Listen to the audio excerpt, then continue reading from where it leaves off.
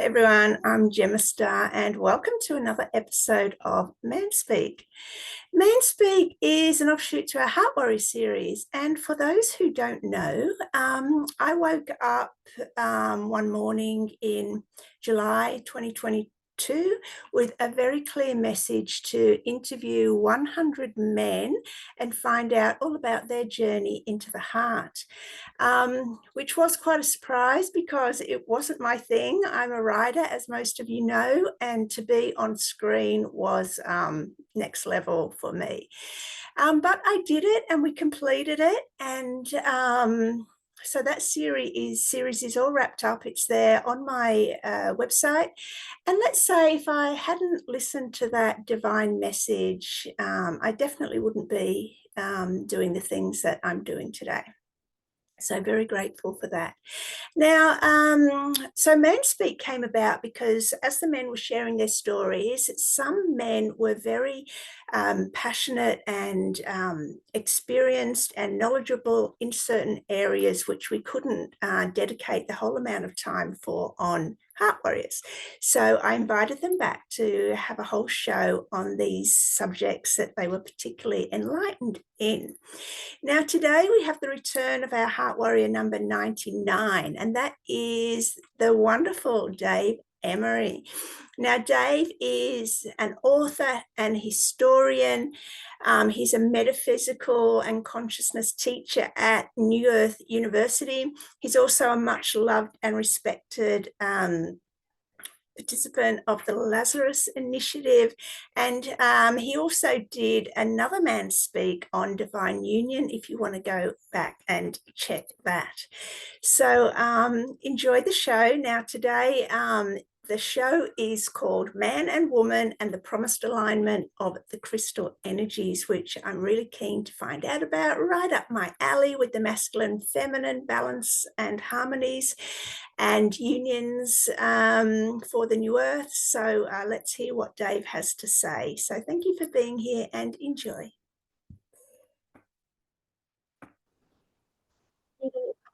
Hello, Dave. So lovely to see you again. And thank you for joining us late UK time. It's early Sunday morning here in Australia. So, so wonderful to see you. How are you? I'm very well, thank you. And I'm delighted to be here with you, as I always am, because you're my dear friend and we get on so well and we talk about the same things. It's awesome. We do. We've got the same, sort of divine message to share. So I love that. And you're doing it from the more masculine aspect, which is, you know, the information, and I'm doing it, I guess, from the more sort of organic feminine, just the poetry. And yeah, I love it. I love it. So the title you've chosen, Man and Woman and the Promised Alignment of the Krystal Energies. How exciting. Can you give us a brief outline of that title, and then we can go into the details, please? Well, yeah, it's, I'll just clarify the promised alignment of the Krystal Energies for the divine masculine and the divine feminine. Well, the Krystal Energies really are the natural cosmic first creation energies of the whole universe. These Krystal energies are what really stimulate and focus the life growth of the whole time matrix. And that means every man and woman, every atom, every individual being, whether it's a tree or a plant, those Krystal energies run through the grids of every single living being. And getting them to be aligned in their natural, organic power creation is really how life becomes its best output. So if you want to get the Krystal energies in alignment with regard to man and woman, when that happens, then of course you operate on an organic and a totally natural divine design. And that's the way we were always meant to be. So it's about getting the Krystal energies of the whole cosmos aligned through all of our own personal particle grids. I love that. Okay, Dave, where would you like to start? Well, I tell you what, why don't we do something really exciting for the audience, and let's talk about my love affairs. Okay. Well, I'm going to talk about three of my love affairs, not three of the most astounding ones, because the first one was when I was 6 years of age. And uh, I remember it was September, we started a new term at school, and I went with the boys and the girls, and I sat next to this girl, and she was really nice, and we got on really well. And sometimes during that week, we actually would hold hands during the break times. And no, she was really nice. Her name was Frances. And at the end of the week, I went running home to mum, and I rushed into the kitchen where my mum was, because this is 1954 now, of course, right? So it's probably back in ancient history. But I ran into my kitchen with my mum at the sink where she was normally, and I said, "Mummy, mummy, I'm going to marry Frances, and she's going to come and live with us." My mother didn't stop what she was doing. She just said, "Oh yes, dear, that's nice." And I said, "Yes, and she's going to live here. Is that okay?" And my mother looked at me and said, "Well, there might be a problem with that, because I think that really what will happen is that you'll have to go and live with Frances and her mum and dad." And as soon as I heard that, I was a little concerned, because that wasn't in my plan. And anyway, the upshot of it was that on Monday, Frances and I broke up. Right. So now what I'm really trying to point out here is that we were drawn to each other in an energetic sense. There was nothing sexual about it at all. It was simply the energies that Frances projected were the energies that aligned with me, and vice versa. And we just, as some people use the phrase, hit it off. Well, for a week anyway. And I want to move now to a different type of energetic expression about love affairs, sex, etc. And this was a year later, and I was playing. Well, some people have heard this before, but I'll repeat it because it's significant. I was playing in the sandpit outside our house, because it was a building site basically, and lots of houses were being built, and one of ours was one of the first. So I was playing with my cars in the sandpit, and it was hot and sunny. And suddenly there was a looming shadow over me, and I looked up and squinted up to see who it was, and it was, oh my goodness, it was Peter Booker. Peter Booker was 13. I remember the name, you see, it had such a pivotal effect upon me. And I looked up at this 13-year-old who was really going on 90, I thought, because they were so old. A 13-year-old was really old. And he had his sister who was the same age as me, and I recognized her because she was in school and I didn't like her. And suddenly Peter Booker squats down beside me. He says, "This is my sister." And he reached over and grabs his sister's arm and pulls it towards me, and then grabs my head. And he forces my head towards her arm and makes me kiss her arm. Well, I didn't kiss her arm. He just pushed my lips against her arm. And then she was laughing, and I sprang back in horror. And Peter Booker said with a sneer on his face, "That's my sister. You've kissed my sister's arm, and she's going to have a baby now." Well, can you imagine the shock horror that I went through? I mean, that was a terrible experience for me. So I ran into my mother, and there she was, still in the kitchen, still at the sink. And I said, "Mummy, mummy, I've kissed a girl's arm, and now she's going to have a baby, and it's because of me." Now, what am I? Of course, that was just children messing about, and an older boy having a bit of fun. So why am I presenting that? Well, because that's a different energy. There, the sexes were presented in an aggressive and a wholly unreal situation, just for a laugh, etc. But it did have an effect upon me. And I'm making an excuse for all of my behavior ever since. No, absolutely not. I'm just trying to point out that there are differences in energy, because this is significant here between the masculine and the feminine. And let me just tell you that the third relationship that I had was 4 years later. I was so traumatized by that last one with Peter Booker that I didn't even talk to a girl for 4 years. But when I was 12, I started to play tennis, and I was in love with tennis. And there was a Polish family who lived 3 or 4 doors away, it was after the war, Polish families started to come in to southern Britain. And I was into tennis, and I introduced Jagoda. That was her name. She was a year younger than me. Jagoda Venetian. I always remember that name. And I introduced her to tennis, and we'd play on the green outside the houses, where the telephone box was, and we just knocked balls to each other. And because she could actually hit the ball, I think I fell in love. It was amazing. She was a really nice looking girl. That's true. But it was her tennis skills that attracted me. And but to my astonishment, we went to a local tournament, and we didn't do very well. But there she met someone. She met Howard. I don't know his second name, and I don't want to know his second name. She met Howard, and Howard was the son of a doctor, and they were very wealthy. And he was older than her, and he was a better tennis player than both of us put together. And consequently, guess what happened? She didn't want to play tennis with me anymore. She only wanted to play with Howard. And I had a miserable 7 or 8 days every time she was away with Howard, and she'd go to the tournament and she'd drive off in his father's big limousine, and it was a nightmare. And I remember then realizing that if you get involved with a lady, you can get very, very seriously hurt. I got over that in about 6 or 7 days, but I've always remembered it.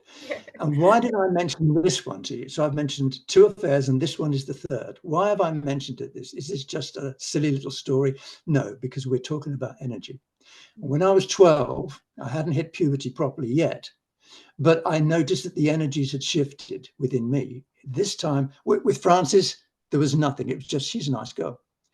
With Peter Booker and his sister, it was a horrible experience. But with this one here, I became emotionally involved, right? In a good way. And so what we're really talking about here is the alignment of energetic expression. And that's why I mentioned that, because you see, people often think that sex is important because it's an instinct. Okay, true. It's the emotional quality. Well, yeah, it can be, but it's also reproductive. It's how we all get to be here. And this becomes paramount. And in fact, it's way more than that. It's galactically far apart from that, because really, as I've said, we're talking about specific energies and how they interact. And if you want to get the crystal energies to align through your own particle base of who you are, your identity, then the masculine and the feminine have to be aligned. Like the Cherokee proverb says, the Cherokees would say, and many people know this, they would say that the man protects the woman so that she can nurture the world. And the woman nurtures the man so that he can find his spirit. Now, when you get that power put together, you really are talking cosmically, because it changes universes. So, you have to ask yourself, how does this work in a cosmic sense? Dave, what are you talking about? The universal structure depends on men and women. I thought it was just the human race depended on men and women, not the cosmic structure. Are you off your head? Well, let me explain. The universe and you and every particle, every atom operates on the basis of an energy movement exchange protocol. It's called a merkaba. Now, many people have heard of merkabas. Merkabas are engines which pass energy through and into the whole organism, all right? So, and a merkaba, actually, you can't see them because they're etheric, all right? If you had etheric eyes, you could probably see them. But basically what they are is 2 triangles, one like that and one like that. And they align, and the top part spins 33 1/3 clockwise, all right, and it's electric, and it spins 33 1/3 rotations per trillionth of a nanosecond. If you don't know what that means, it's fast. Yeah. That is superluminal fast. It's way past the speed of light. So when the scientists, with respect to them, because they're doing a great job, but when they talk about the speed of light, they've missed it by about 4 times, Wow. because the real speed of organic light is huge. So the top part of the merkaba is spinning 33 and a third rotations per trillionth of a nanosecond. And what's the bottom one doing? Well, the bottom one is spinning counterclockwise, the opposite way, because it's magnetic. And it's spinning at 11 and 2/3 rotations per trillionth of a second. So you've got one going one way, magnetic, and one going the other way. And that keeps everything in alignment.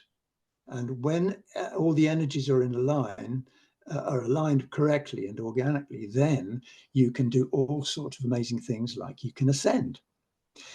But basically, the structure of all of our universe is based upon that.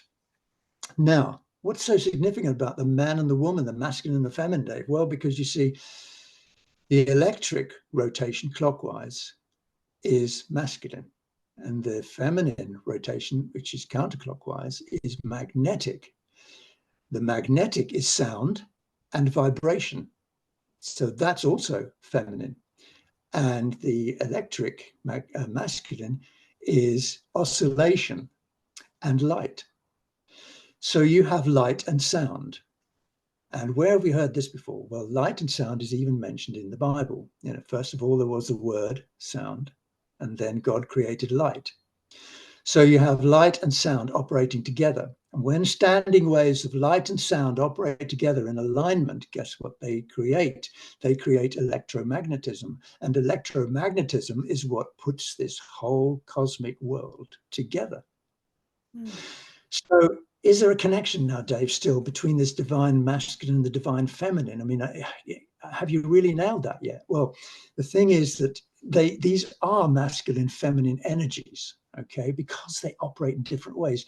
And what does the masculine energy do? It's electric and is outgoing. It's thrust.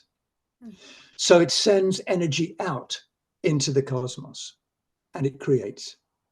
And what does the feminine do? It pulls back. It contracts the energy back in, like breathing in, and nurtures. So you've got out breathing and you've got in breathing. It's just the same as the Mahabharata said, the Vedic scriptures, about Brahma breathing the universes out and then breathing them back in. It's the same principle. So you cannot exist just breathing out. Yeah. You cannot exist just breathing in. So what do you need? You need alignment. You need a cosmic alignment of the out-breath, creation, thrust, and the in-breath, magnetic indrawing, contraction, so that you can absorb source energy eternally. That's how the cosmos actually is maintained. We are supposed to be eternal. Yeah, I mean, Gemma, you're supposed to be eternal. You're supposed to be able to live eternally in this body that you have got now. And so am I. And we're not really supposed to age beyond 44. And we can stay here as long as we want in perfect health. That's the way it used to be. But a lot of things have got screwed up here. There's been a lot of distortions. And one of the primal distortions has been in the magnetic, electric, masculine, feminine alignment. The feminine and the masculine alignment have been separated. And we know this because we see all sorts of peculiarities which were never there before. Can you show the picture of can you or not? Well, just for the audience, I had Dave sent me it's all right, sent me like 10 photos to show, and I've never done screen share before, and we had a trial before we came on, and I could open the folder, but I couldn't open each individual picture, so we've decided just to roll without it. I'll put them in, when I share it on Facebook, I'll put it in the comments, so sorry about that. Okay. Well, that's my bad. I shouldn't have said that. I do apologize. I got confused for a moment thinking that you could, but no, it's no problem, because I'll tell you what happens. There is another cosmic structure. I've told you about the merkaba, but in fact, at the very beginning of every time matrix, every universe that is created, the structure of it is based upon three circles, if you like, three particles. And these particles are, for example, they're so small that the CERN, CERN, has been trying for years and years to find the Higgs boson particle, right, the God particle. Well, they've got to get real small to find that. Because they don't know that, because we're talking about multi-dimensional physics here, and they only do the first three, maybe a bit of the fourth dimension. So, you can't point fingers at the scientists because they just haven't got the data. However, these three particles that create our whole universe and create you and me and this screen I'm looking at and the lights here and this flat I live in, they are so small that there is they're 1/800th billionth of a billionth of the size of a photon, a light photon. That's small, by the way. Yeah. So these particles that make up our cosmos are infinitely tiny, but they have specific jobs to do. The first one is called a particle. And you've got to bear with me here, okay, because it is relevant to masculine and feminine. I will get there. And the first one is the God particle, because that is the 0 point field. That's the omnipolar antimatter particle of pure consciousness, God consciousness. And out of it is created two other particles. And here's where we go for the masculine and the feminine. One of them is called the particle, which is masculine, sometimes known as the Divine Father. And it does all the things I've just told you about the masculine, electric light and so on. And the other one is the feminine, and that is matter, and it's particle. The masculine is antiparticle and antimatter. And these two operate together, and they breathe apart, fission, and then fusion. They come in together. And when they come in together, that's breathing again, then you find that they get replenished by the original particle, the omnipolar one, which is pure consciousness. And then they go out, and then they come in. That is how the universe actually exists. It's how it works.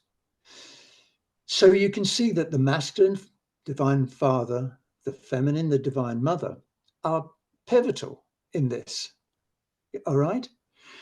And of course, biblically, here's where the distortions started way before then, before the Bible was written and distorted. And forgive me, all those people who believe totally in the Bible, I'm not knocking anything that you're saying. I'm just saying that a lot of distortions have happened over many years. And here's one of them.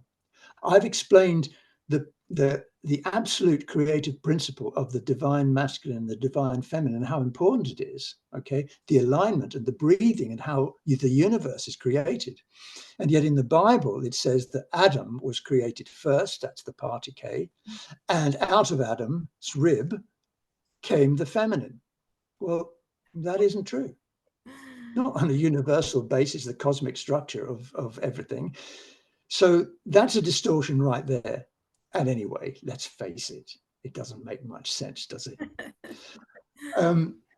So I've explained everything here about the importance structurally to our whole universe. It is vital.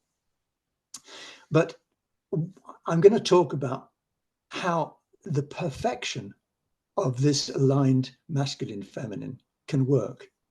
And I know that a lot of you know about the difficulties that a male can have in existence and a female can have, the distortions we get. But let me tell you a story, and I'll give you a little bit of history about what's gone down on this planet as to why we got distortions. I hope you might like to listen to that. Okay, I'm going to go back to 669,000 BC. Do you mind going back that far? No, wherever you want to go, Dave. we're told by our historians and our archaeologists that you can't really go back more than 12,000 years because we pretty much jumped out of trees as monkeys, etc. And consequently, you know, we were in the Stone Age, and life was tough. Okay, and there was no credit cards in those days, so we couldn't buy anything. Well, in fact, let me just tell you that, you know, that's not really true, because we can go back in our history, just I just said, 669,000 years. That's just one date. Yeah, and some other day, I'll give you some other dates which are way past that as well. But let's take 669,000 BC. What happened then? Well, there were the Temple Wars. The Temple Wars on Earth, yeah, they were all over the place. The Temple War, and in India, what we call India now, the Temple Wars were between groups of fallen angels. Yeah, there were fallen angels. We call them ETs, etc. And there are some nice ETs, and there are some not nice ETs. Okay, and the not nice ETs were having a go at the nice ETs and trying to distort the whole world that the humans lived in. Well, there was Lord Ram and his beautiful wife Sita Ram. You'll know this story. And Lord Ram, his wife was stolen by the evil demon Ravenna with 10 heads. Now, this sounds like this is a silly child's story, Dave. You know, why are you telling us this? Because you see, in myths and legends and silly child stories, there is an element of truth. And what happened was, yes, the feminine beauty and perfection of balance, Sita Ram, was taken away, stolen, grabbed, taken out of the equation by Ravenna. We get all the human stories behind it, desire, selfishness, and all this sort of thing. But secretly, what really shows is that it was an attempt to distort the feminine energies. And Ram, being Lord Ram and a good guy, he spends his next few with Hanuman, the monkey god, getting his wife back, so that everything is returned to the crystal, energetic, seamless, organic life that it was supposed to be, where the masculine and the feminine operate and transcend the energies of the world. Anyway, that's the perfection of it. That's what it should be. But in 208,216 BC, there was a huge cataclysm out in the far reaches of our universe. Is called the Fall of Brennau, and that's where a star, Stargate 10, was destroyed. And that instantly caused a pole shift on Earth. It caused all sorts of reverse frequency energies to happen, and we stopped having precessional equinoxes, every 26,000 years. We stopped having them because the energies couldn't come in to replenish our grids and frequencies. We stopped breathing effectively. Well, we were still breathing individually here, but the whole planetary system and the cosmic system slowed its breathing down. And certainly on Earth, we had problems. And that 10 code pulse introduced the base 10 mathematics, which is what you see with the Kabbalah, 10 signets, etc. All sorts of things started to happen like that. And we eliminated the 12 base mathematics, which is how the whole cosmos works. It works on the base of 12. So what happened there? 10, the 10 heads of Ravenna, the demon Ravenna returned after the fall of Brennau.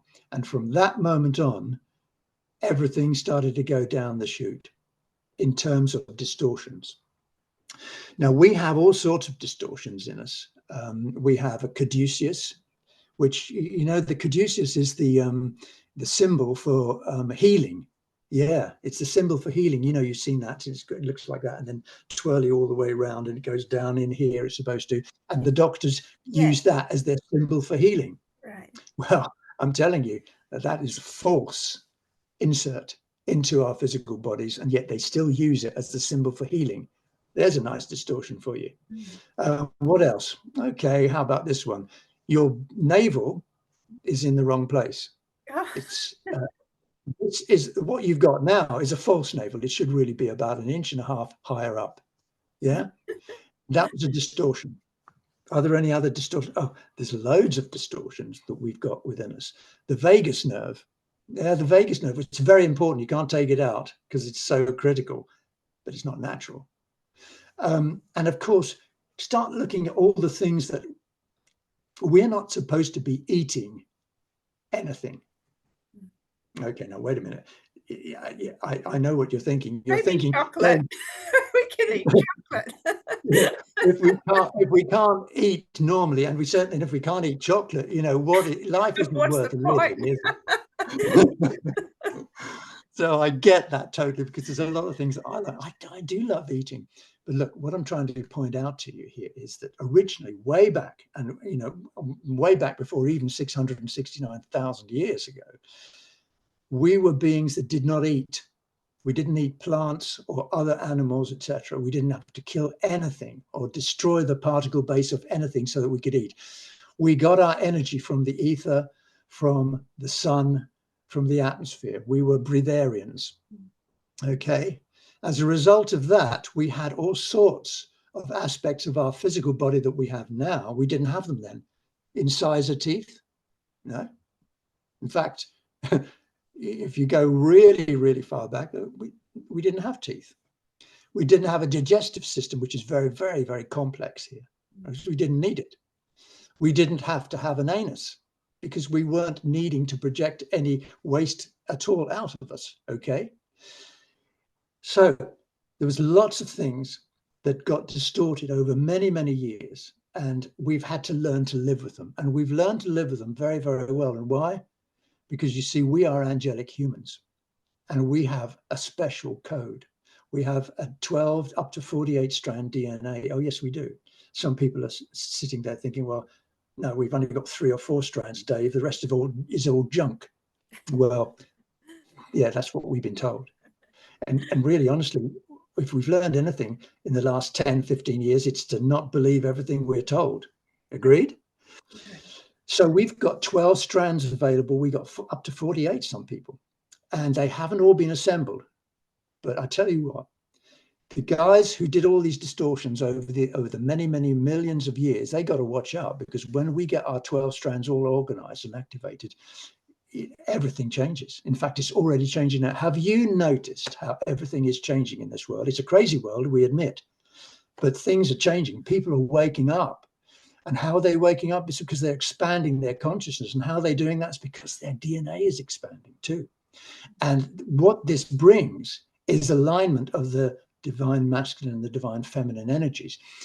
So let me shift now to about the masculine. And I'm going to lay a lot of the blame at the door of men. The men are good guys. I know, because I know one. Me. So men are essentially good guys, but they got distorted more subtly than the feminine. Now, we know how the feminine energies have been distorted. I mean, we don't have to write anything about that. But the men have been very, very cleverly utilized. You see, this whole world is supposed to be a feminine world. It is. In fact, we call Earth her. We say her, our beautiful Earth mother. It's a particum world. It's a matter world.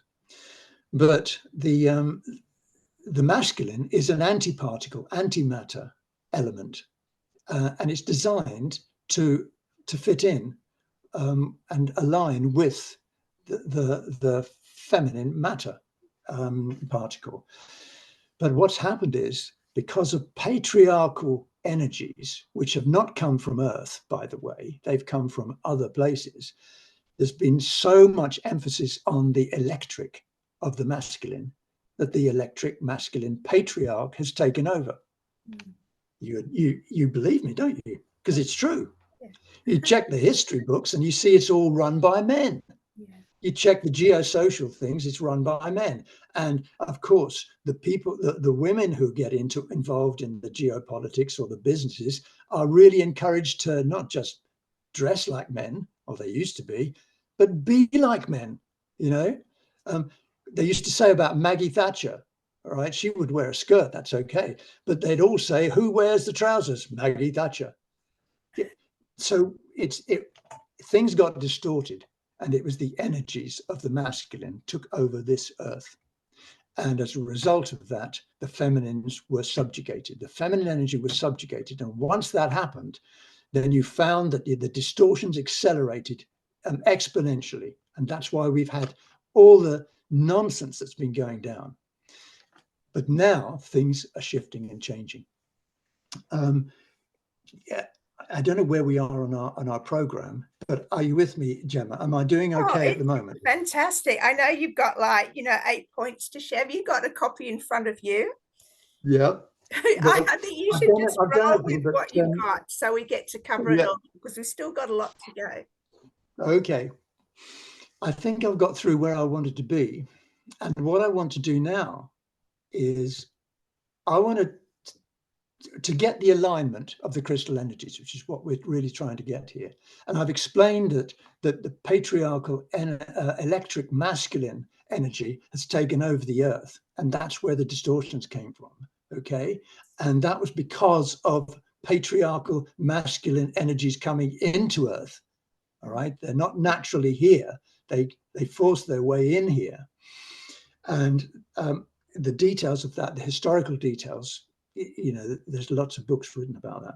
Sorry, Dave, when you're saying, okay, so Mother Earth is feminine, and then you're saying that the masculine energies came in, but they were obviously the distorted masculine energies, but was there healthy masculine energy here on Earth before that, before those distorted ones came in? Yeah, before that, there definitely were. I mean, because that's how the world was so much better back in those days, as I was explaining. I didn't want to get too technical here, but you see, this is our Earth here is the feminine particum matter Earth. But we have a parallel. There are parallels everywhere, like man, woman, boy, girl, black, white, and rotating clockwise, rotating anti-clockwise. Everything works together. So we have a parallel universe, which is the masculine. And you see, during the precessional equinoxes of every 26,000 years, you've heard about those. This is how every 26,000 years we're supposed to get energy from the central sun, which passes through, which keeps us all going forever. All right. And for 8 precessional equinoxes since 210,000 years ago, none of that has been happening. There've been no precessional equinoxes. Now, stick with me here, because I'm going to draw this into the parallel universe of the masculine parallel universe with our feminine world here, with our parallel masculine world, which is right beside us, but is etheric. Okay. So during a precessional equinox, you have 6 tracks of time. 4 of them go forward, okay, into the future, enable you to go forward. And 2 of them go backwards. So you have 2 going forward for 8,000 years. At the end of 8,000 years, the energies stop going forward, they stop expanding, and they reverse, they go backwards. It's called a reago. They go backwards, and in the going backwards, they pass through our masculine parallel universe. And then they go forward again, and then they come back. So it's a sequence, once again, of breathing in, expansion and contraction, okay? Now, once the precessional equinoxes had been stopped when 210,000 years ago, with that cataclysm in space, that meant that there could be no passing of the 2 worlds, the feminine and the masculine. And that's how the fallen angels from other patriarchal worlds came in and dominated the feminine world that we live in now. So that's how it was done. It all started 210,000 years ago, these distortions. But now I've got some good news for you. And you've obviously heard of Jesus, haven't you? And I know some of you are thinking, oh, no, please, Dave, don't go there. Well, I'm going to go there because, you see, Yeshua Sananda Melchizedek, Yeshua 12, because he came from the 12th dimension, is very, very important. In fact, he's pivotal to us. Now, he was born in 12 BC, and this is a story we all know. He was born in 12 BC. What did he come here for? You know, as king of the Jews and all that? No, not at all. He came here with specific missions. And the primary one was to reinsert the codes, the geomantic frequency codes, into Earth's grids, into her morphogenetic field. Right, that's the platform upon which she is structured. Okay, you've got a morphogenetic field. That's your platform, how you are structured. Okay, it's a crystalline form, and the codes had been distorted and dismembered and taken out 210,000 years ago, which is why we couldn't do the processional equinoxes. So Yeshua, or Jesus as we call him, he came to Earth, incarnated as a human being on Earth, to reinsert the codes. I'll show you what the codes were. I think I got them. Here we are. The very first one he inserted into the grids of Earth was the Bi-Vecca code. Now, the Bi-Vecca code is dimensions 10, 11, and 12. Do you remember I told you that dimension 10 had a huge cataclysm? The frequencies wouldn't come through. If the frequencies won't come through from 10, they won't get here from 11. If they won't come from 11, they won't get here from 12. So we were shut off. We were actually trapped in time. We were in a prison.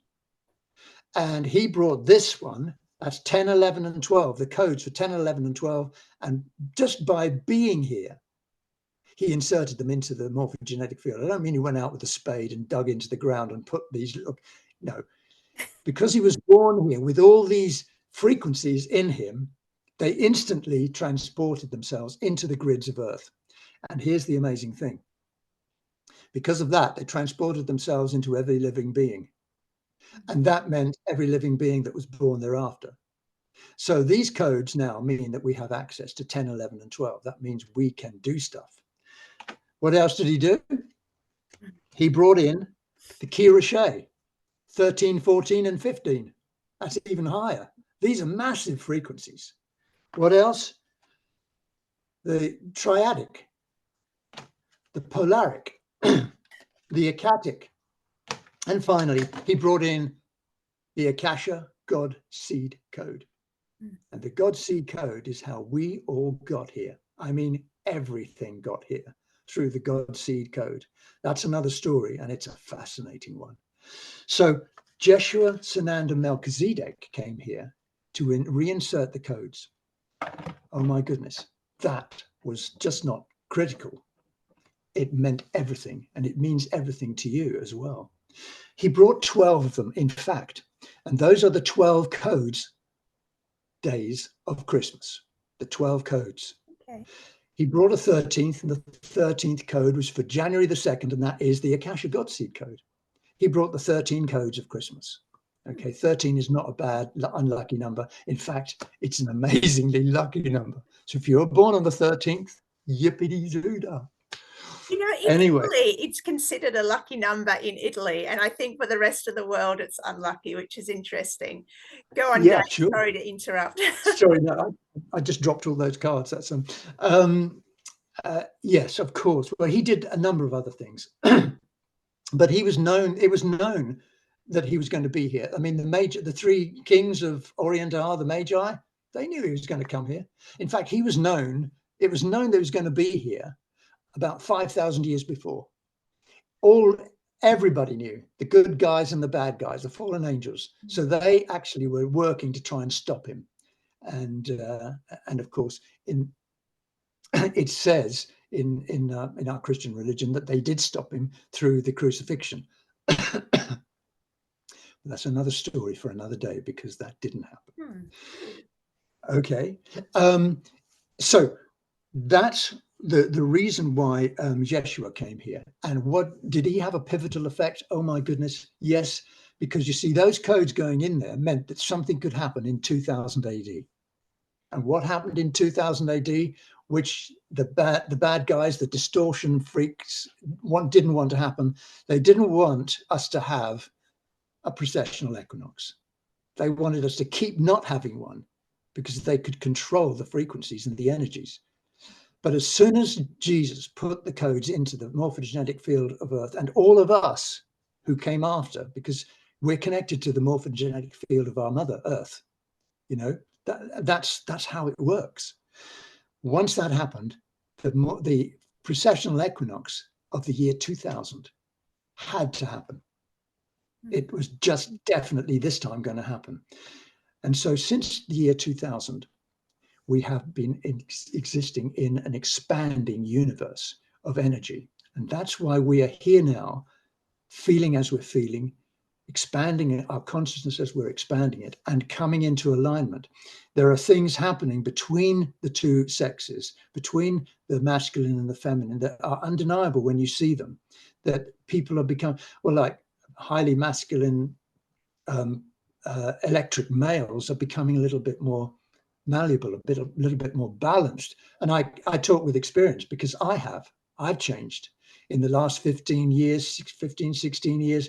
I've noticed that I have got a lot more mellow, a lot less assertive, and a lot less patriarchal. You know, I admit it. And it happens both ways. All right. Because we all have electric in us and we all have magnetic. It's just a question of how much we've got, okay? And if we can balance them within ourselves. And when it comes to a relationship, of course, then it becomes even more critical. So difficulties that happen between partnerships, etc., are to do with this energy exchange, this energy alignment. And that's really what we're talking about. Things are changing, folks, and it's getting better and better, and it will continue to get better. So I think I've explained that and why things are improving. Just let me say that the LGBT, whatever it is, you know, protocol, I never get that right, but I know where it's going, and it's going to the patriarchs. The patriarchs don't want us to become aligned. Have you ever seen, oh no, I've told you this before, Gemma, so apologize for repeating this, but the film, The Adjustment Bureau, shows you this. It's The Adjustment Bureau with, what's that guy who was in Jason Bourne? Matt Damon and Emily Blunt. The whole story is around these two. They fall in love. For some reason, these weird guys with hats on in the shadows try to stop them getting together, because if they get together, a red dot appears and something happens to the whole world. Don't let them get together. Don't let them get together. That is an analogy for don't let the masculine and the feminine get together to align, because the power is too great for the patriarch. Talking about the healthy feminine and masculine, not the distorted, wounded energies. They're trying to keep us in relationships in that distortion, right? With the disharmony and the unbalance. But we're talking about bringing in, and I know you've got graphics for this, the healthy, what we call the divine masculine energies, and the healthy divine feminine energies, which I know you're going to cover later for anyone who isn't aware of the differences. So they're happy as long as our relationships are in distortion and pain, but for us to come in and heal and bring in the healthy aspects of masculine and femininity, now those relationships are just going to do amazing things for the planet. Well, absolutely. And you're quite right. Yes. And so that seamlessly and really rather brilliantly brings me on to sex. So we're going to talk about two things. We're going to first talk about sex, and then I'm going to talk about something far more important, and that's love. Okay, that's absolute love. But with regard to the sex, of course, yes, the distortions have been around that in so many different ways. And it's affected both men and women, as we know. And I won't go into the details of that because we want to focus on the expanded consciousness version, which is happening around us now. All I will say is this, is that, do you remember I told you And this is going to come as a shock to some people. So if you've got headphones, you better put them on and don't listen to the next few minutes. All right. But I told you that way back, way back, we didn't have an anus because we didn't need one. We didn't have a digestive system because we didn't eat anything. We had our energy in a totally natural, organic way. That's the way we're supposed to be. That's our divine design, man and woman, masculine and feminine. That's the way it's supposed to be. So is there anything else missing? Well, yeah. You know, you didn't have the anus, and you didn't have the sexual organs way back, okay? Because we used to procreate through replication of energy fields. But let's move on, because over many millions of years that all shifted, as you know. And then now we've got an anus and we've got genitalia, okay? And they perform specific functions. And the distortions have affected our sexual approach to our physical body. And you can see this all over in everything that happens on our planet, okay? But in fact, once upon a time, when we did have an anus and we did have genitalia, there was a third orifice. This is going a long way back. We were still physical as we are now, but we had a third orifice. It was between the two. And that was for making love. And that's now been shut off. And the reason it's been shut off is what I'm going to tell you now. Because you see, I won't use the word sex here. I would use the word physical expression of absolute love. It's the combination of energy fields is what really brings what we call the sexual natures together. And that third orifice, which we don't have now, which is blocked off, was exclusively to be able to expand our physical consciousness into our sexual areas so that we would establish a connection with God source. Because you see, that feeling of alignment, physical as well as spiritual, is what brings us closer to God.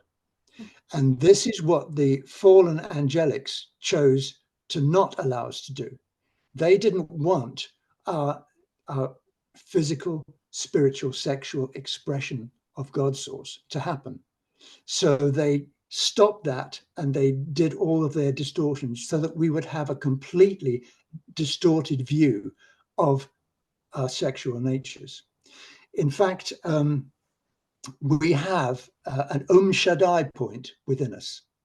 Now, the Shaddai point it sounds very like a Hebrew word, and it's a Proto-Hebrew concept. But anyway, from tens of thousands of years ago, the Shaddai point is in the tailbone, and it is connected to the seed atom, which, when at birth, at conception, it begins and is the entry point for your spirit soul self. And that Shaddai point is very, very connected to your connection to source. And it opens up into what they call an hedonic flame. And the hedonic flame, in the process of a loving sexual relationship, is what allows both people, both man and woman, or whoever is involved, the masculine energies and the feminine energies, to enter the Jardin of Eden, the Garden of Eden. The Bible calls it the Garden of Eden, and they distorted the story behind it. But the Jardin of Eden is a heavenly place where both people enter to express God's source through their alignment of their physical and spiritual expression.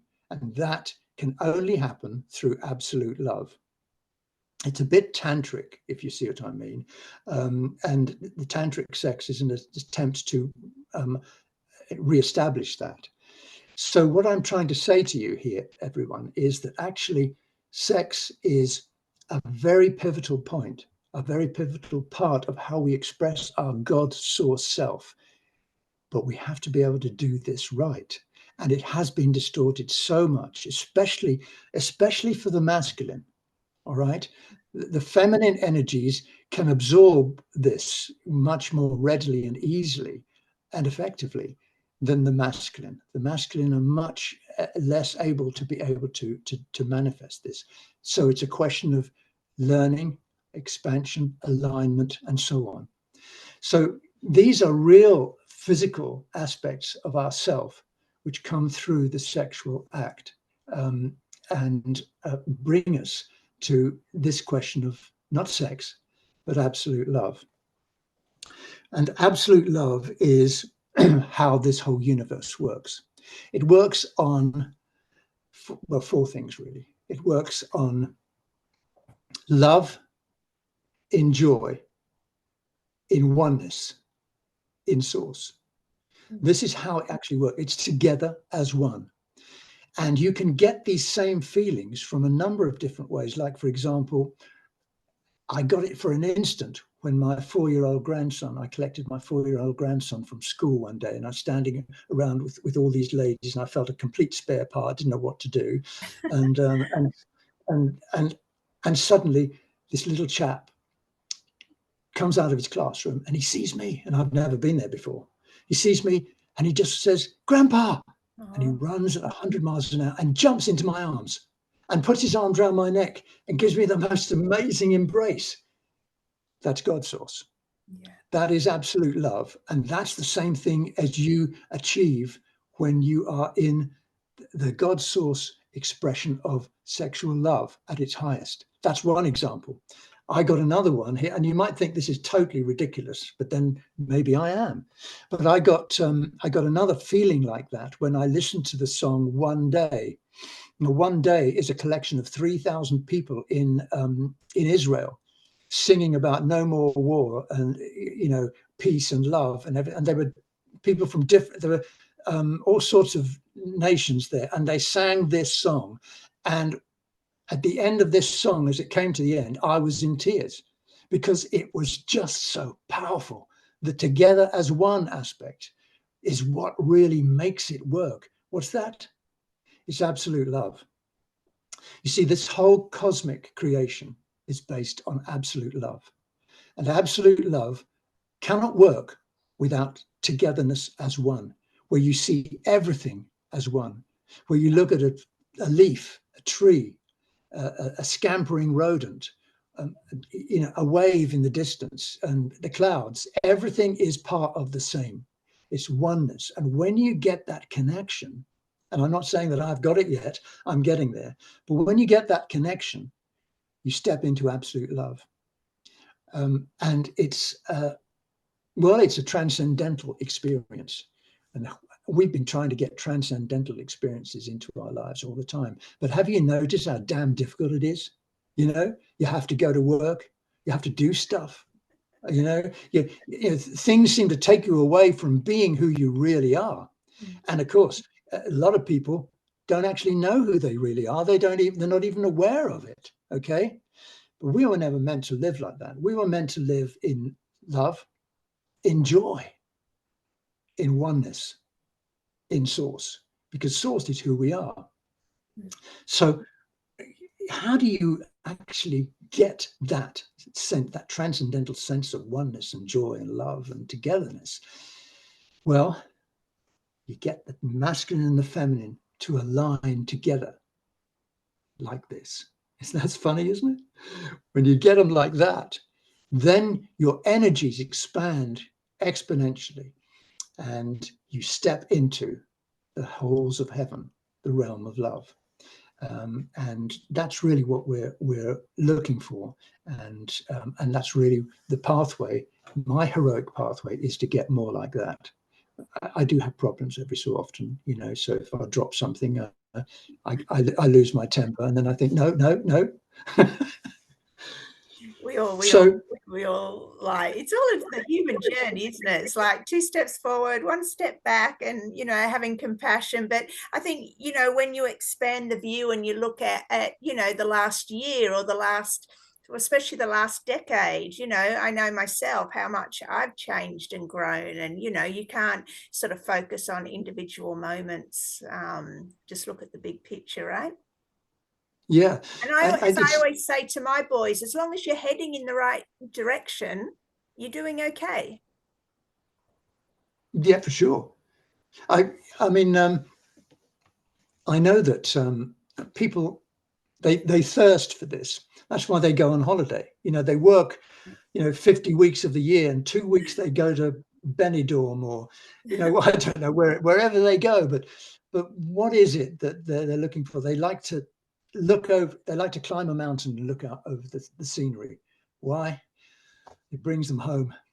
They like to see a calm beach or sunset, etc. Why? Because it brings them home. It's all of those things. They're inside us, and we want them. We want them to be there all the time, if we possibly can, so we can experience them, because that's who we are.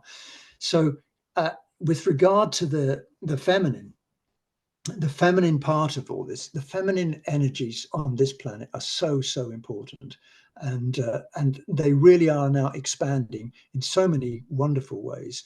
And of course, if you look at the media, you get a different picture.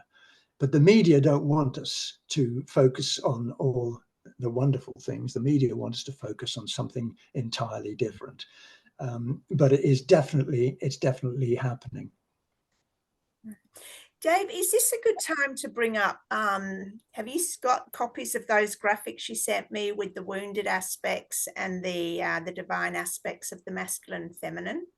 I think it's always good to bring aspects into awareness for our own human journey, and what we can focus on to shift from the wounded into the divine aspects of our own masculinity and femininity.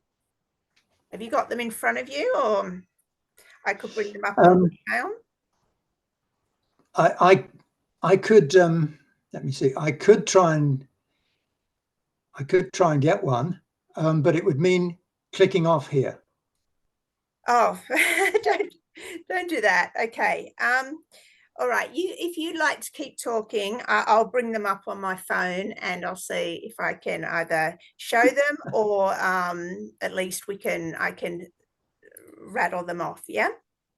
Would that work? Yeah, that would be good if you could, Okay. if you can do Because that. they're important. They're just for awareness. I mean, a lot of people are aware, especially in our community, but it's okay. So Yeah, sure. You try and get those, and well, we know what's happened with the distortions of the feminine, of course, and one of the primal things that happened many thousands of years ago was that women were persuaded, and so were men, of course, but women were persuaded to consider themselves as only breeders. They just provided children.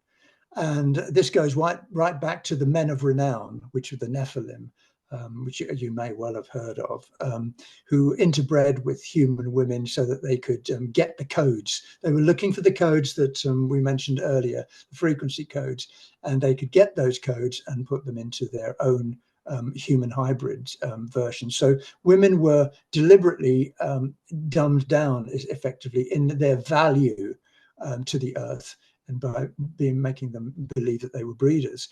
And this also had a distortive effect on the men, who were encouraged to believe, of course, that they were the creators of the universe, and that they made things happen, and that women were only breeders, but the men were the creators. And that's very important. And of course, both the male and the female are creators. But the distortion was that, of course, not the women, they create a life, but that's just by natural accident. But it was the men who created everything. And of course, that's followed us throughout history. Have you managed to get what that? I'm going to do, we've got so many emails. I've just brought up on my computer. I'll just bring it up. Would you like me to start with the masculine or the feminine? No, go with the masculine, yeah, because it's very good, that. All right. So would you like me to just read them off? And that way, Yeah, if you want to, I can't yeah, see you now to just let you know, but so okay. let's start with the wounded masculine. You've got Yeah. unstable, controlling and demanding, aggressive and intimidating, withdrawn and avoidant, indecisive, ambivalent, overly competitive, manipulative, dishonest, untrustworthy, selfish, emotionally unavailable, unable to access heart, frustrated and destructive, narrow-minded, and a weak leader. God. And I'm a man. I'm feeling terrible now. So they're all that, and I think it's worth noting that we've all got within us masculine and feminine energy. So even say within me, my masculine energies, I've had to work on a few of those that were within me, the wounded masculine energies, even though I'm a female, and change them into divine, healthy masculine energies. Is there anything else you wanted to say on the wounded masculine ones that I read off, Dave? They're absolutely right on the button. Yeah, I would say that's. I mean, I recognize some of those in me without a doubt, and of course, they are not natural. They are learned. They are entrained. They are placed into your codes for living by the way that you are encouraged to live. And this has been a deliberate behavioral policy over many thousands of years. So yes, I get I can connect with almost all of those. Yeah, for sure. What about the feminine? Well, should we go into the divine masculine? What Okay. the Yeah. healthy masculine energies as opposed to those wounded ones, and then we can see the contrast. And I'll put these, because Dave sent me these graphics, I'll put them at least in the Facebook post if anyone wants to take another look. So the divine masculine takes action and initiative, stable and secure, protective, highly present, strong leader, provider, giving, courageous and assertive, logical and decisive, purpose-driven, reliable and respected, courageous and confident, grounded, focused and disciplined, integrated mind and heart. Yeah. Wonderful. Well, that's the way it should be. Yeah. You know, these actually what you're really talking about here are Lord Ram's qualities. They're heroic qualities. And the interesting thing is about the cosmic divine principle, actually, the first creation principle is called the heroic pathway. And we each of us have a heroic pathway, and it leads to the destiny of joy. And the non-heroic pathway leads to the destiny of sorrow, the path of chaos. And in fact, what you've just read out there are brilliant heroic qualities. And I mean, how many times do we read books or watch movies and we want the heroic quality in our men, and we're looking for that.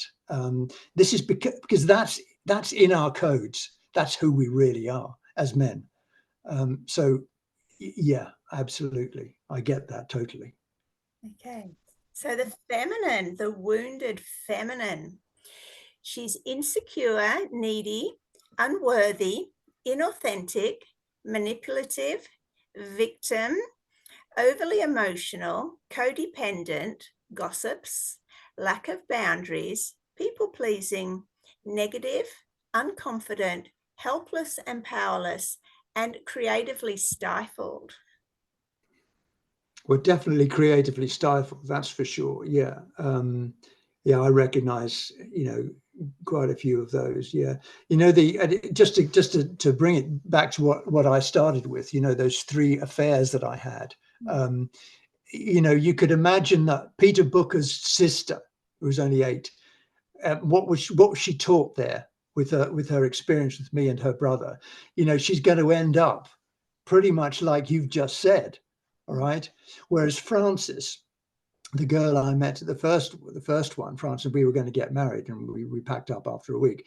Now, I mean, she is going to end up much more grounded and much more unlike what you have just said. Yeah, I get that.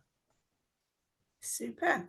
Okay, so the divine, the healthy feminine qualities, which again, both men and women have to varying degrees. Okay, intuitive and highly spiritual, receptive and responsive, magnetic and radiant, healing and nurturing, compassionate and loving, creative and inspired, vulnerable, expressive and speaks truth, open and surrendered, relaxed, trusting, patient, supportive and empathetic, formless and flowing, feelings orientated, abundant and fertile, wise and virtuous. Wow. Yeah. Oh, that's a truly heroine pathway. That is wonderful, isn't it? But absolutely, I get that. I mean, what a power! Well, the word that comes through to me there is when you were reading all those is what a powerful woman that is. Right. You know, that is the goddess woman, not the distorted goddess that came into the myths and the legends, because the myths and the legends were essentially written by the patriarchal fallen angelics, basically.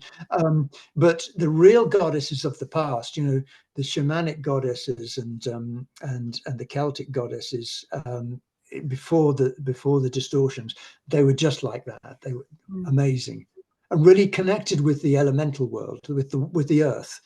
Well, I'd say that they are grounded into the actual earth, whereas the man is grounded into his own security. If you see what I mean.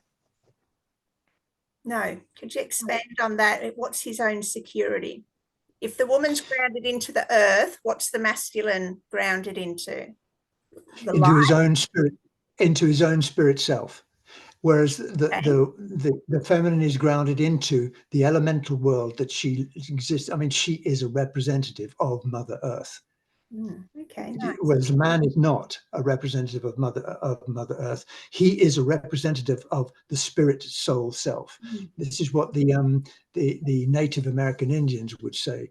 You know, she is the nurturing elemental figure of the earth, and he is the expanding consciousness of the spirit, and they both go together when they're on their heroic pathways. I mean, can you imagine if every partnership was like that? Oh my goodness. And what the children would be like. Yeah. Wow. Yeah, I mean, it's good, you know, for everyone can relate to those graphics and, you know, see where we are. And again, to look back at, if I look back at myself 10 years ago, I was in no way creative. I was reading self-help books and they'll be like, everyone's got a creative spark. And I'll be like, well, where is mine? And then, you know, to cut a long story short, over 7 years ago, I was just told to meditate, which I don't anymore, but I spent 4 months of intense meditating. Well, not intense, just daily, anything between 20 and 40 minutes. And I started getting my creative spark. My poetry, my writing just flew through, you know, complete poems. And I was like, wow. Wonderful. So, but now I can do it without the meditating. And, but yeah, I can definitely relate to that. I wanted a creative spark before, but I did not have one. Not in the arty, poetic, musical sense. It was, you know, obviously we're creating our lives and everything, but yeah, interesting. I love it. Well, in fact, yeah, and also on your personal note, you said that was 7 years ago. What it was 2016. Yeah, that was a massive shift year for me. November 2016 was when I first got my first sort of poetic flow. Can I tell you something then? It was when Trump was elected that same month. Yeah, go on. Well, I knew that he was a pretty special guy, but that's something else. But listen, let me just say, and I'm not saying that this is the reason, of course, because you drive your own person. You drive your own expansion of consciousness. You are God's source. So that means that you are in full control. Once you're expanded in your conscious awareness of self, you're in full control of where you go, what you do, who you are. However, in November of 2016, Mother Earth chose to ascend. Basically, it was in November 2016 that Earth chose to ascend, and she did that by activating her NOMI code. The NOMI code is a fail-safe system. In 2012, we were very, very close to complete collapse cosmically. In other words, we wouldn't be here now. Okay, it was really close. And but things turned around in 2012. It's a long story, but in 2016, Earth decided, I'm going to ascend, and that means that all people with the same frequencies are going to ascend, and the fail-safe was activated. So for all those people who are expanding their consciousness now, and isn't it interesting that you started to do that consciously? You consciously made a decision to do something which would expand your consciousness through your meditation. And it was around about the same time, because I can tell you that in December 2016, I also had something very similar, and pushed me into doing some things similar to you. And I'm not saying that it was because of that, but what I am saying is that energies shifted. Definitely. Yeah. Wow. Very interesting, Dave. Love it. Love it. Okay. There's still some other points I think you wanted to cover. Let me have a look. I think I've. No, I think I've covered all of that pretty seamlessly. If there's any questions or comments that have come up. Okay. Oh, well, we're not live. So I think somewhere you mentioned twin flames. I know we've done a whole show on it, but maybe you could just recap on that. Where have you got that here? Yeah, I did mention it, I think. Did you? I did put it into. I haven't got it on my list, but I think it's in yours. But okay, let's talk about twin flames if you want. Well, you just recap on how they fit into the whole picture, and with the energies coming together, and how does that play out on planet Earth? Okay, we'll have to go back in history a long way, because it doesn't happen now, but way back when we were first seeded here, because we were seeded here, and we come from the stars effectively, and so we certainly didn't come from apes and chimps in the trees. That is total absolute BS.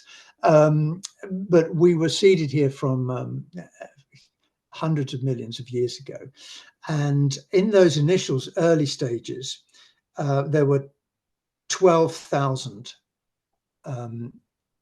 families, 6,000 masculine, 6,000 feminine, and they were dotted around the 12 stargates of Earth. Okay, and they were masculine, feminine, and they were twin flames.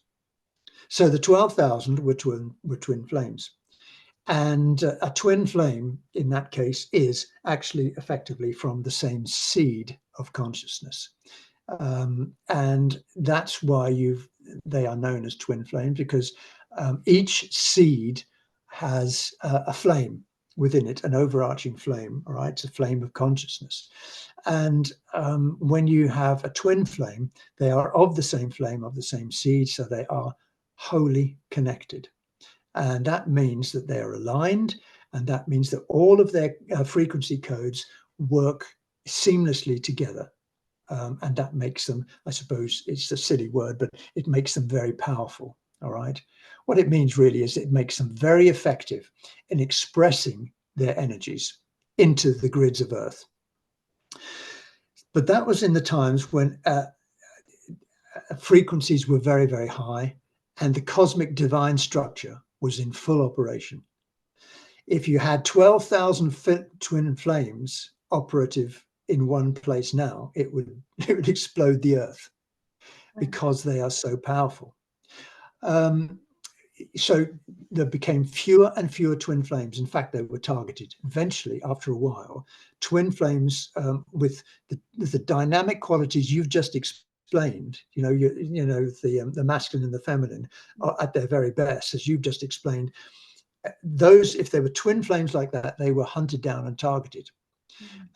Because they weren't required. And the frequencies of Earth fell so low at one stage that you couldn't even have one set of twin flames anywhere. It was too powerful, right? So in about, what is it, 2000, 2001, the first twin flames came back. I could even give you names, etc., but I'm not going to. Do you mean they were born, or do you mean they got together? They got together. Right. They were born separately and apart, in fact, in different countries, but they got together. That was actually, it was after 2000. Tell us who it was. Who it is. You wouldn't. Come on. You wouldn't know the names. Actually, it was well after 2000, actually. And since then, more and more are being connected, not born, but connected. Well, I mean, they are being born, of course, but we won't know. They haven't got together. Back in the day, they were born into the same family line and they would know each other. It's not the same anymore here. But there are more and more twin flames manifesting. They're finding each other. They're gravitating towards each other. It's just like that film, The Adjustment Bureau. They are getting together. And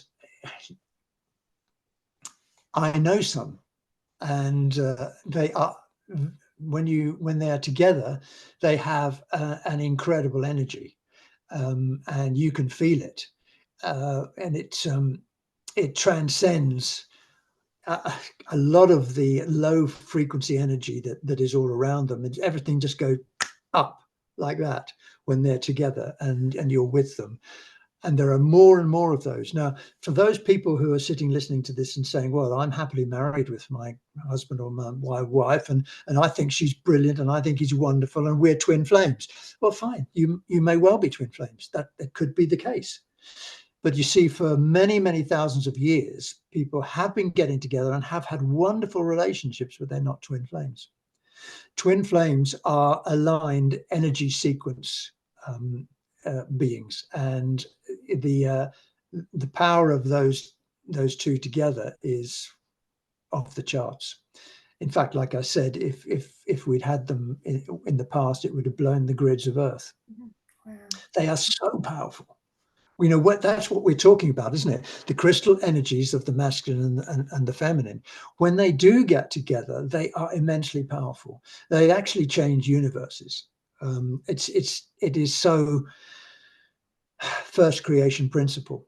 And in the next 30, 40 years, you're going to run into them. In fact, your children could end up in a twin flame relationship when they find each other. And they are finding each other because they're like, well, it's magnetism and electricity. They go together. Electric and electric don't go together. Magnet and magnet don't go together. But you get the full electric and the full magnetic, and wow, you're in business, baby. So, Dave, can I ask, so what's the difference between them being physically apart? And I imagine as individuals, they're both powerful beings, and what you're saying now to come together physically and the power energetically that then expands into the world. Is there a huge difference? How do you mean? Is there a huge difference? What to the world?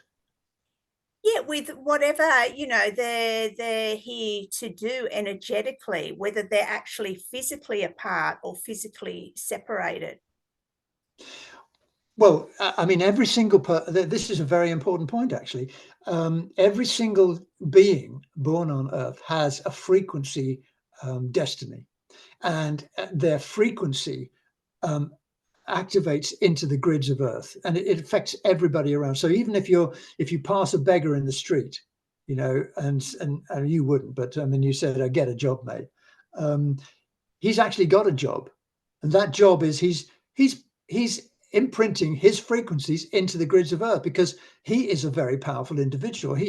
What he does isn't powerful in the geosocial world, but but he's imprinting his frequency codes. This is vital. Children do that massively, all right? And every single one of us do. I mean, you do. You're imprinting a huge amount of frequency into the grids of Earth around where you are and with all the people who are around you. And that's what they will be doing separately. But when they get together, now, what did they do? Well, it could well be that what they're doing is that they are reconstituting the grids in their area, the frequency grids, the magnetic electric grids underneath their feet of a whole wide area. Or it could be that they are magnetizing, if you like, a whole set of people around them to be able to get closer. All right, that's another one, the way that they do it. Another one is when some twin flames get together, they have a massive effect on the elemental world around them, birds, trees, animals. They have a huge effect on and you often find that those elemental beings gravitate towards those two for some reason. That's the reason. So everyone, when they do get together, yeah, they have a pivotal effect on their local structure. And it can even go even beyond that. So that's their divine mission, really, an energetic one, right? Yeah. Yeah, to do work. We've all got a heroic pathway. We've all got a heroic pathway individually, but twin flames, it's together. You know, their heroic pathway is conjoined. Right. Fascinating. Dave, I know you had another piece that I couldn't get up, so you were going to read a bit that you'd written a little while ago. Have you got that there with you? That last email you sent me this morning? Oh, hang on. Silly.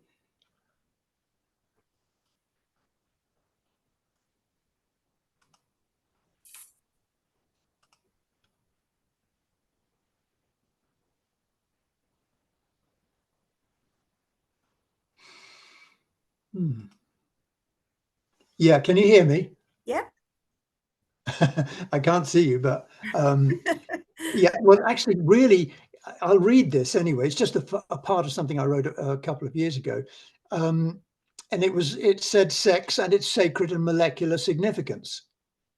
Do you want me to read that? Yes, please. Okay. Sex and its sacred and molecular significance. Our humanity's sexual expression has been distorted, shifted, reshaped, denied, admonished, celebritized, and advertised in specific targeted ways and at specific targeted groups, and made the focus of deeply destabilizing moral ethics. This has been deliberate. This engineering has been created by those beings who have lost, some of them intentionally, their own electric magnetic, deep and consuming passionate connection to and with God Source. For it is through the sexual expression of that connection in the midst and heart of love, absolute love, oneness of all, which is the heart of God's Source, that we, you and I, and other real angelic humans, and all natural creations of Source, make manifest our own personal loving connection with the true source of all that we are.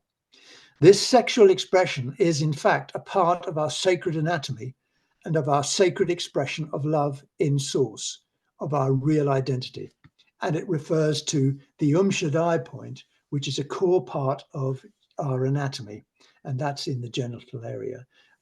This Shaddai connects us individually through our whole essence, all of our template bodies, with and into the middle worlds of God Source via the Rushate spiral of energy which runs through us all. So can you see? Oh, there you are.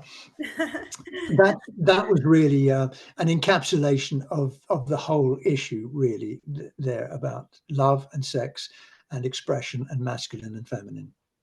Dave, can I ask you, as we expand, and you were talking about the reproductive system and how, in the divine sense, we didn't have it as we do physically today. Are humans going to go back to that? Like, how are we going to reproduce in the future? And I mean, has the human Like, for example, like, am I going to be able to have any more babies now past a certain age with this divine, energetic? Like, how does that work out? How does that play out? You know what I mean? Yeah. Well, first of all, this is the world of illusion. It's a holographic universe, which is not real. The real you is right here. Okay, this sounds a bit out there, a bit Star Trek. But the real you is here as yourself and is ineffable and eternal. And what you're talking about here is the physical matter-based you of you've got high frequency, but in comparison with who you really are, you've got low frequency. So can your body now give birth, etc.? Well, I mean, if you went on a med bed, yeah, for sure. But what you're talking about here really is a totally different way of giving birth. Our birth process over many thousands of years has become, not that I've not given birth yet, but I'm informed that it's very painful. It was never meant to be painful. Honestly, it really wasn't. In fact, the Orifim version of ourselves, which is 600 million years ago, they actually gave birth through replicating energy fields. So the two of them would get together, the masculine and the feminine, would replicate, they would merge their energy fields together so that they would actually merge completely as one. I've actually seen that happen in the eighth dimension when I've been there, and it's absolutely amazing. They merge their particle base so they become one. The colors shift. There's blue, silver, gold, right? And if they want to create another being out of their soul matrix family, because they already know who they're going to bring in, then what they do is they replicate their fields, and that creates the being in a very small package, which either the female or the male can sustain within him or her. Wow. Right?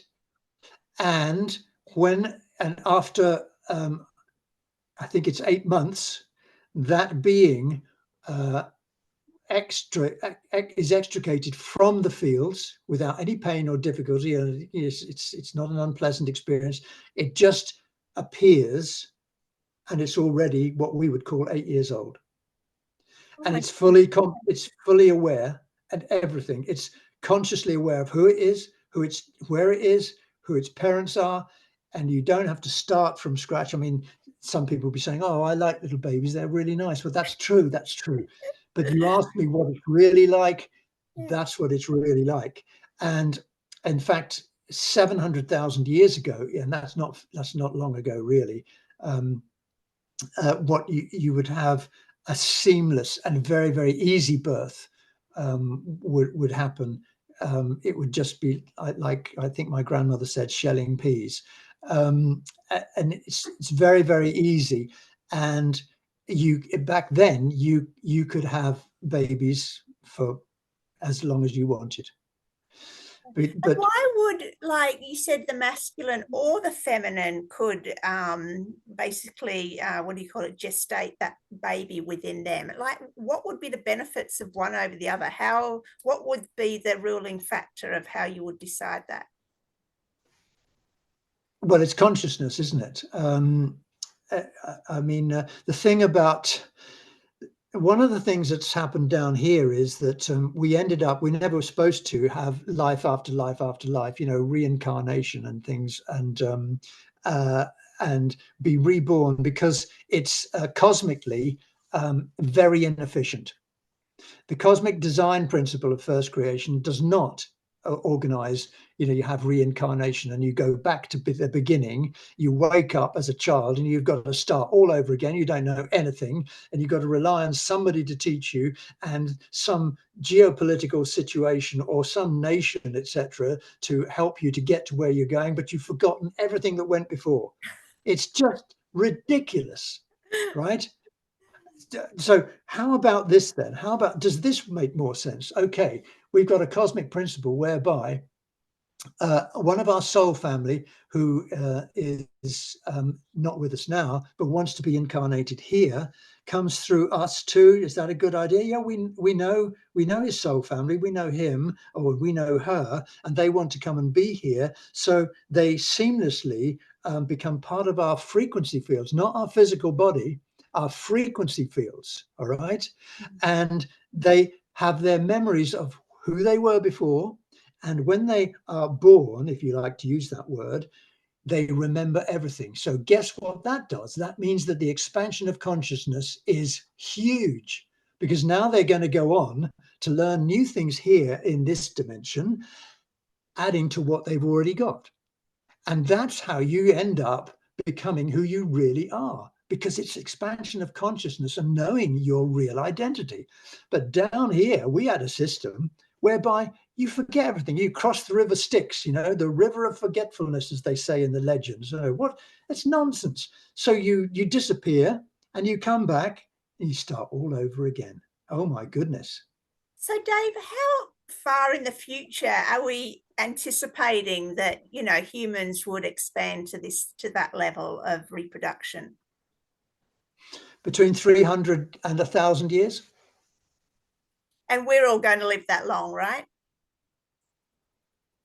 Well, listen, you're asking me if I know the if I've been attending the meetings of First Creation, Well, which are I hard am. to I know stop. I am. You can speak for yourself, but I'll say yes, we are, if that's our intention, definitely. If your intention is to be able to do that, yes. Well, you're on the fast track of ascension. You and people like you are going with Earth very far into the future. She is going to ascend, and she will be thousands and thousands of years ahead of this moment now. And in that timeline construct, anything will be possible. So the question that people ask, and I've asked myself, you know, I'm 76 now, so I would really like to have another 100 years, because you see, now I know stuff. I could really make use of this, you see. You know, back when I was a distorted male, I couldn't have done anything with this, but now I'm much more enlightened male. I could do stuff. So I plan to live a lot longer and do a lot more things and expand my consciousness tremendously. Now, will I be able to do that? Well, I'm keeping my fingers crossed, because I'd really love that. But I mean, you've heard of med beds, etc., and things like that, and they are real because they come out of the fifth dimension, and some of them are from the sixth dimension. The fourth dimensional ones, I don't think I'll get on, but the fifth and the sixth dimensional ones, they do reconstitute DNA, and they take you back to your original encryption as it was. So yeah, things are. Sorry, I have a question about med beds, because I've done a lot of work energetically on shifting my reality. And is med beds sort of like a cheap way to get what we should be able to do quantumly and organically if we have the tools to do it? Like we can, Definitely. you know, change our own physical bodies by doing the work if we know how to do it without jumping on a med bed. I totally agree with you. Yeah, it's very frustrating, isn't it? You know, you think to yourself, well, I tell you what, I got really annoyed with myself because I'm losing my hair on the top of my head. All right. And so one little voice says, yeah, well, that's, you're getting old, mate. And, you know, and that's what happens. And then I say, yeah, but my nails are still growing. Yeah. Yeah. Hang on a minute, this is ridiculous. So some things are growing and some things aren't growing. Okay. And so I take your point. Yeah. The med beds are the supermarket method, where you can just drop in, etc. But some people need those now, for sure. As soon as they let them go, that is, that's another question. But what you said is absolutely on the button. Yes, you're quite right. Because We have the again, ability to do this ourselves. it's teaching certain people, oh, well, I'll just wait for the med beds. And they've taken away their sovereignty and their divine power by focusing on an external savior, right? Instead of knowing, see, there's a step further and knowing we are the med bed. Our individual quantum field is our med bed. It's here right now if you have the tools to work it. You've convinced me. I agree with you totally. But I've tried this myself, and it is quite frustrating, because I woke up this morning and I looked exactly the same. But anyway, I'm just making a joke. But I take your point. You're absolutely correct. The issue is what are the things that you need to be able to do that? Well, here's the good news that I know, and I can tell that you know a lot about this, and you've been working on this. So, great respect to you, Gemma. But here's what I've discovered: we have got our encryption. Our original encryption exists, and it is inside our DNA. And what we need to do is to reassemble and reactivate our DNA. So we need techniques to be able to do that. Would you like one? Yes, please. Okay. Now, you see, people think that a lot of techniques to be able to do something especially dramatic, like change a body, have to be sort of quantum mechanics and science and, equations and theorems and all this sort of thing. But I'm going to sing something. So I'll sing something to you. All right. And what this does, actually, it reassembles over time. I mean, it won't happen instantaneously, but it reassembles your first 8 strands of your DNA, and because they're in there. Okay. And what does that do? That gives you access to the 8th dimension. And the 8th dimension is where your monad is, and the monad is the opening, the doorway into your encryption code, which is in 13, 14, and 15 dimensions. So, and it's there. I mean, it's right where you are now. Okay. It's much bigger than you, by the way. It's sort of 30 or 40 feet bigger, but that is you. So you want to get closer to your encryption energy, and you need to get your access to your 8 strands, get them all assembled. This one does 1 to 8 for you. Okay. And the reason why it does it is because it's a geomancy, which is a sound tone. And a sound is the glue that holds matter together. It creates matter. It even creates light. So sound tones, like the songs of the spheres, okay, music of the spheres. Okay, this is called the Rea Cum Nere. Ummeda e patama, ummeda e patama, patama e data e cumna, tretela e durumna, tretela e durumna, durama e kemta e cumna. Okay, and you just repeat that. Now, that has a magical effect on the DNA strands 1 through 8. It assembles them and activates them, and it does it over a period of time. And I know that this works because I started to do this back in beginning of August every day.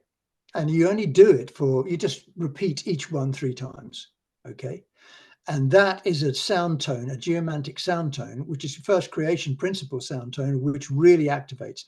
So I started in the first of August, I thought, well, I'll give it a go because it sounds cool.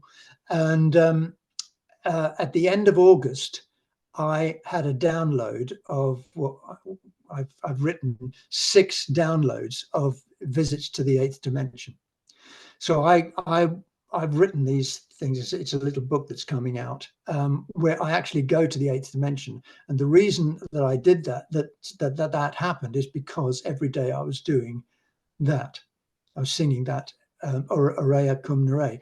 And what is that what I wanted? No, I didn't want to go to the 8th dimension. I didn't even know anything about it. But what I'm saying is that had the effect of I've ended up writing a book about it, because the experiences in the 8th dimension are enormously amazing. They really are.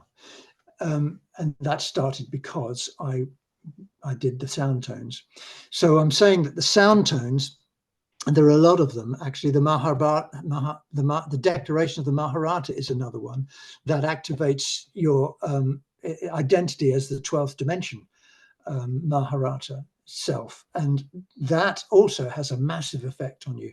That's a very short song, and you just sing that, and the sound reactivates inside you. It's not a conscious thing where, you know, your mental body says, oh, well, that's good, or your emotional body says that's rubbish. It just bypasses that. It goes straight into your core encryption. So fascinating. Dave, we'll start wrapping up now. We've gone over an hour and a half. Is there anything else you'd like to say about what we've spoken about, which has just been so absolutely amazing? Thank you. Well, thank you very much for inviting me. And I'm just giving the benefit of some of the things that I've read and some of the things I've studied, etc. I haven't got anything else that I could add to that. I think I've said everything, and I really appreciated your questions because they illuminated an awful lot of what we were talking about.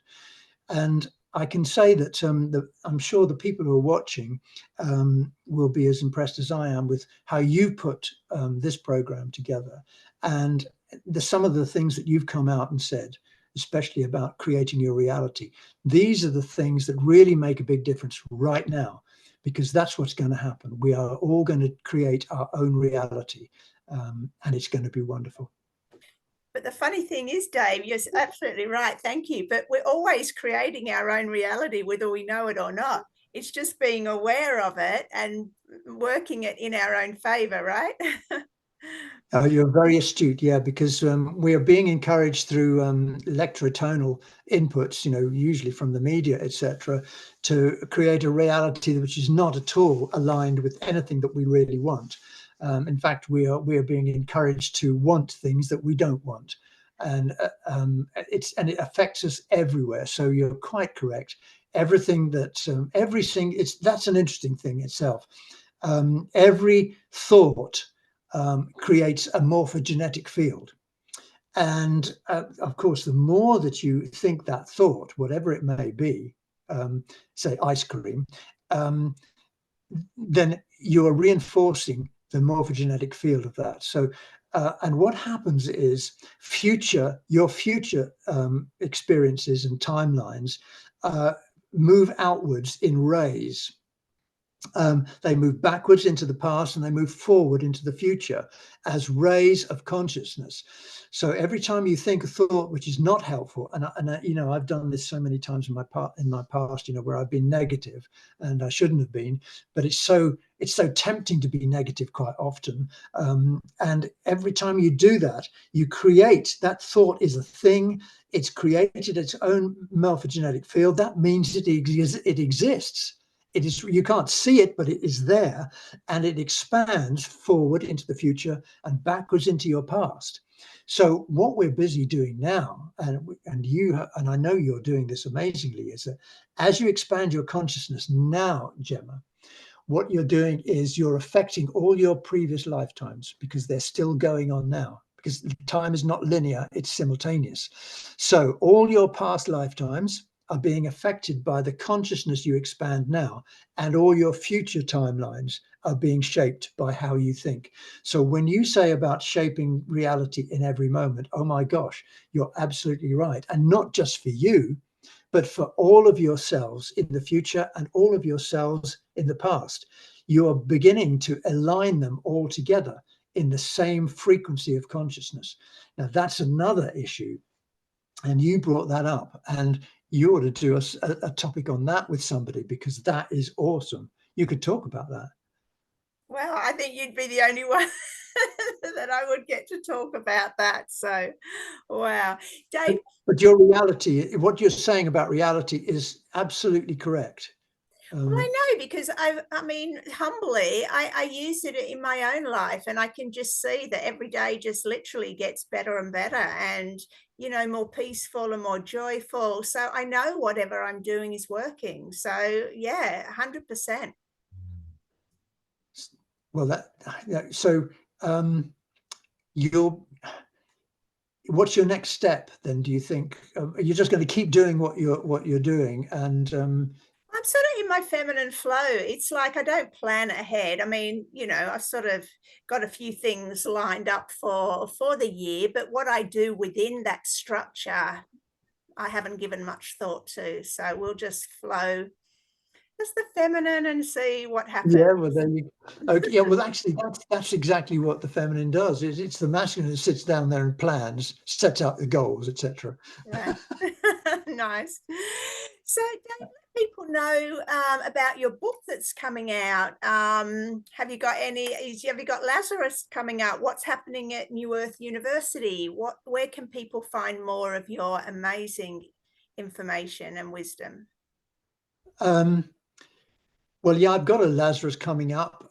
What's that about? Oh, yeah, that's pretty interesting. That's about how we got here, and it's about all the race, all the family, all the races and species that are here and who they are. So that's coming up, but I think it's next week sometime. And the book Beyond the Biblical got biblically big. So I no, I've nearly finished it, but it became hundreds of pages. It just took on a life of its own. And the other book on the journeys into the eighth dimension, that's complete and being done. And I'm also doing something with a group of other people about the pyramid, the Great Pyramid. And so, yeah, life is busy. And here's what you really want to know. I'm in the process of getting a website.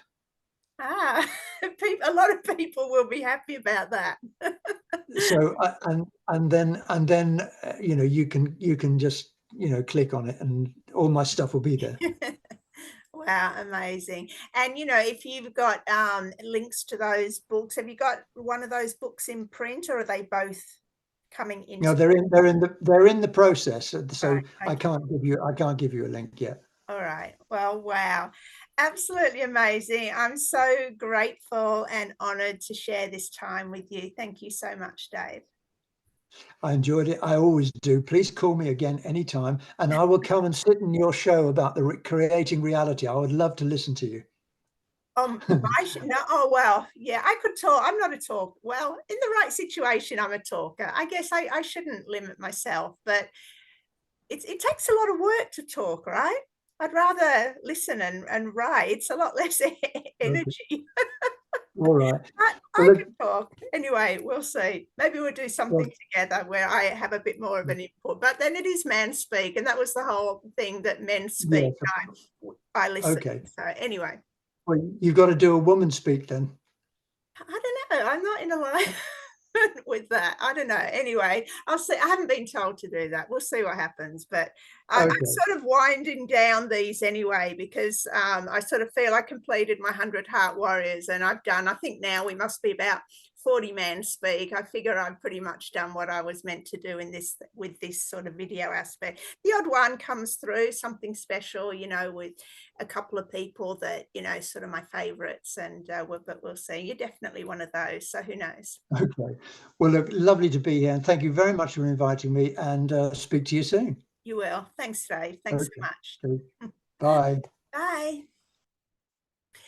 Okay, wow, that was a lot of great information there. So thank you for being here. And yeah, you never know, we might do another Man Speak sometime. I'll see how it plays out. So enjoy the rest of your day or evening, whatever you're doing, and take care. Bye-bye.